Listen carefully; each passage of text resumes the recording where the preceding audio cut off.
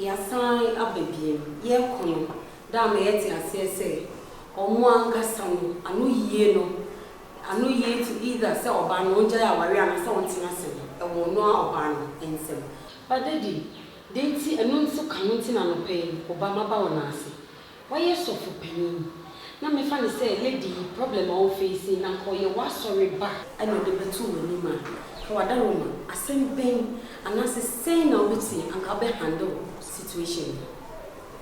Miss Kevin, that's maybe kind of the war. As some man, Nikuru, I will suffer.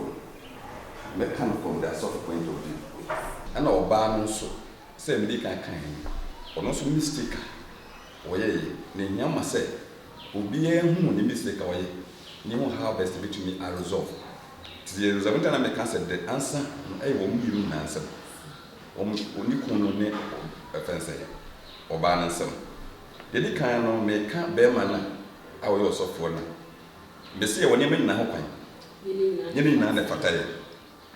Our four the be now various sex positions in the various means that they have a sex.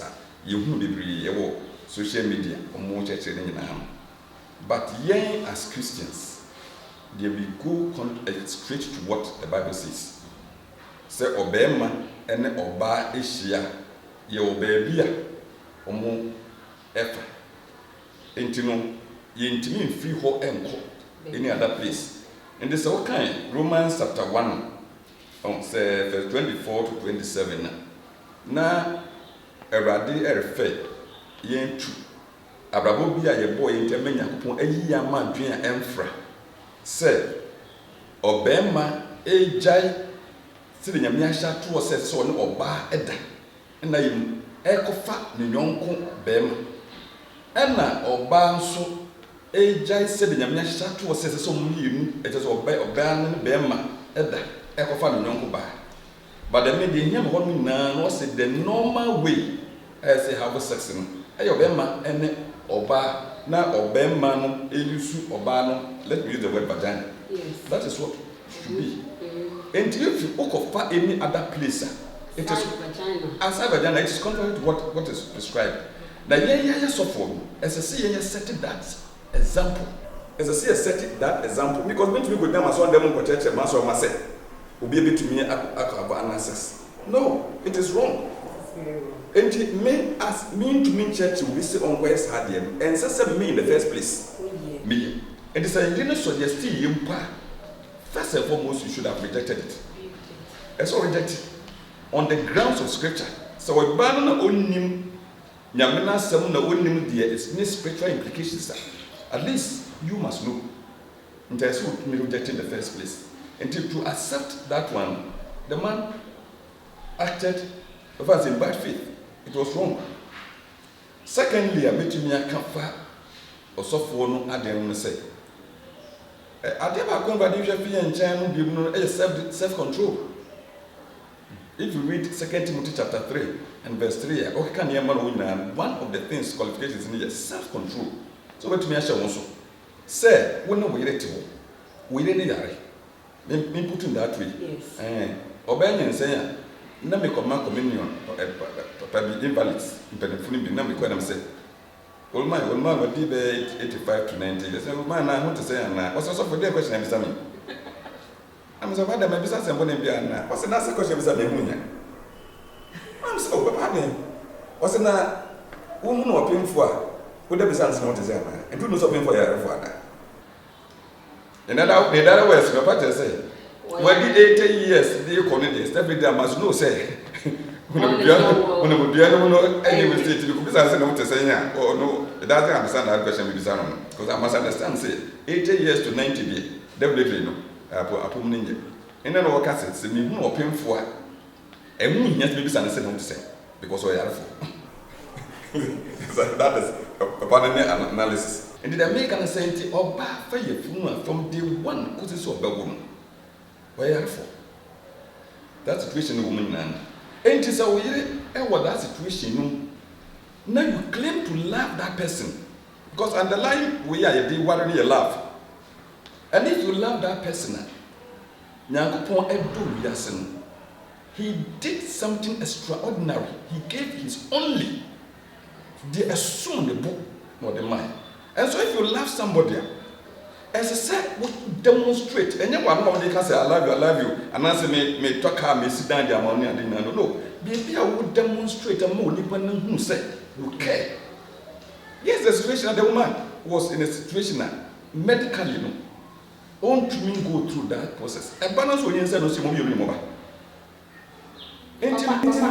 that crime, I think that pregnancy not progressing for some time.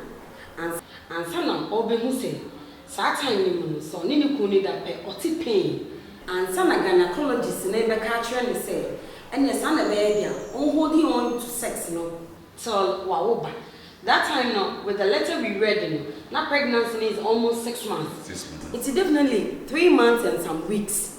And a year train. So you beat me, I say, 10 months approximately. You say pregnancy be lasted for 9 months. But some of them will be progressive into the 10th month, maybe 9 months and some weeks. It's now approximately just 3 months and some weeks. It's looking very weird. Say, that is what maybe I may drive you to me say. If you love somebody, the enemy may be when you say from day one to say in a way baby. Yes. And to that time, do we tell the husband say, who to me trying for 9 months, and after 10 months, and so finish to go for. No, this is where you must demonstrate your love for that person. You must care for that person. And I think say being also fun, so be the buyer. And that's the same way I can say, so to meeting us medical to demonstrate your love for your wife. And to tell me say want to me train for 3 months now, then it raises a lot of questions in my mind. Say as to what kind of service you also for now. I am not here to condemn him. I'm not here to condemn him. We'll be our strength. I will be in but if to a certain level we make sacrifices. In marriage, if you are not ready to sacrifice, then it means you can never be a good husband, you can never be a good wife. If you are not ready to sacrifice. In a situation like this, I was expecting the husband to say, so Bannon Pan can because okay, so the end from this time could say woman. Let's suspend sex. Unya put me can search away then. Anka, or within no crab to me a door more. A bit to me, what kind of man you are, a caring husband. But to say mean to me, I can't. It which means the implication is that say won't mean not be there about there. I must go out. And then maybe I say it says Obama no so what's our problem. And I'm saying you didn't catch and say doctor say for 3 months won't mean have sex. It means to me for 3 months it means me go out and Obama no better say. So, the assuming is a bad son of balance can say, doctor said 3 months, won't mean have sex in the miso, Santiago for 3 months, miss me to me, to Miss Meko out. Before we check up on Uncle Berman or Becca saying. On this note, Uncle Berman, Uncle Obeka saying, ain't you try your one back a crazy.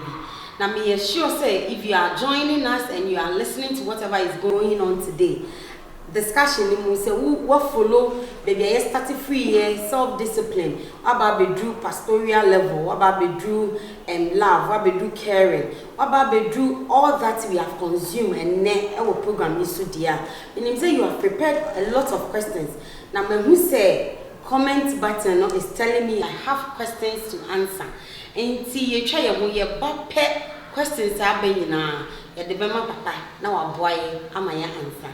Stay tuned, go nowhere, still bringing your questions on Miss K TV. Thank you very much. 1, 2, 3.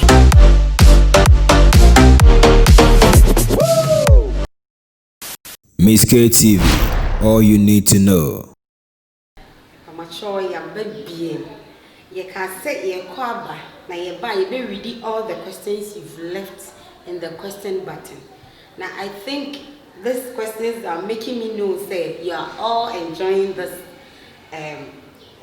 today's program. Thank you very much for that. Now questions before I proceed, we're still talking to very Reverend Samuel Kweku Poku, our head pastor, our head reverend, head superintendent, our Bantama Methodist. and at the moment at his place at the mission house. On a Miss KTV, your crew, you try your program for the day. And before your questions, no, I make question. Question number 1 is say, what at all brought about the thought from the wife? Or say, day yarn about Banitima, Unya, sa a dream way, say, Nikuno and Fanito. Daddy. The thought of insecurity. You want to say insecurity, say, Oban. Is to say wanya sa ebi ne kone bede ko out enti say ba na sa nso kra na e kire say oba no nso trust wo ne kunu nso na ye suspect isa trust because say ogini di say ne kunu e faithful no matter what won't me go out me nyi ne sika sa do be ne tim but what you say ne kunu ebi na wo hu e kwan bi su pen I will name say one farmer na obetumi akọ out.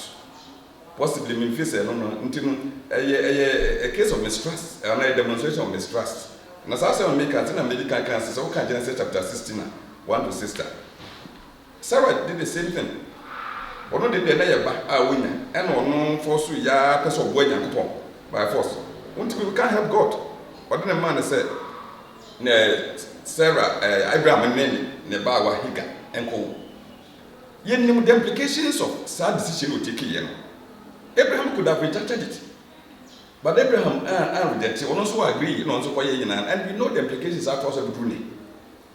So into certain decisions you want to see think about the long term effects of certain things now may and dream young may and dream that the woman made a big mistake for suggesting that.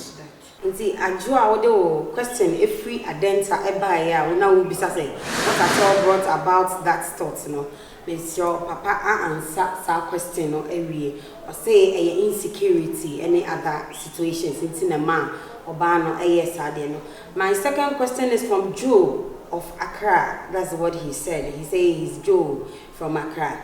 Or say, is this man really a true man of God? And does the lady knew the husband's background before they got married? Joe from Accra, Papa will say, woman, you sure say you no only ye and son or more worry, only the background, only the pan ye and son or more worry. That is what the problem is. They say they can't say they are only traveling into their mind because more worry. But me who say January today, you see the Benesia Waria Kwanswa. Yenya daji and dream said a lifelong union. And just say to a boss and ye shit Nippon in the background. On the formerly named Penifuno, never come where I must say, oh, yeah, Benjamin Bray. But that time they would never allow you some back you know, they will get themselves involved. Because me defense me be worry. My wife, incidentally, let me and me auntie na me turn and John some very close. Because on by few many adapt people on be few de bia. But a young boy say, after me even name say me person me worry the ban. This woman went outside to make further investigations. From other women, no so money me auntie you go some be feeling in one can so ne events me auntie na down for straight away no be agree. Oko eche ko bi se bisa say my messi e ban ko e ko pese o ware beba me ba bisi na no mo so ko fi obi enti pese messi hu dia mo dwen fa. So at least she made some investigations. Oh, na yene kasa namri no yene ya my parents and became investigations for us. Yene kasa so ye we see na because sometimes we think say a time me interest me want to we don't bother to find out. And this time round we no am say maintain with the plenty and go be na person obi cast for yourself for interest.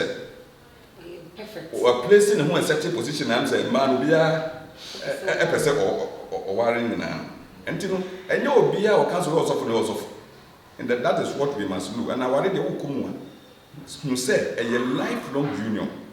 Enti nneɛma bi wɔ no ma ɛsɛ woto bo ase na wohwɛ mu yie. You must search the person's background, especially these days there. So because we also for be very careful. Hwɛ the kind of training na unyae. Baby will finish the kind of a story a woman na share in the first place. So as we make it serious, if you are sorry na here well established gampo. This time we are having similar cases. Ewo, nti no, you need this over bomb pay yi manya ko guide.